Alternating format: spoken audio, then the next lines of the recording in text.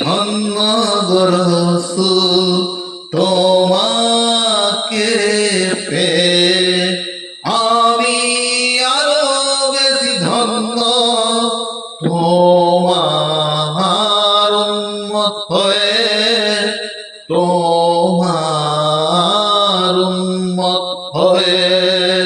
সকল নবীর চেয়ে তুমি সেরা নবী, তোমার জন্য ধন্য হলো সৃষ্টির সবই।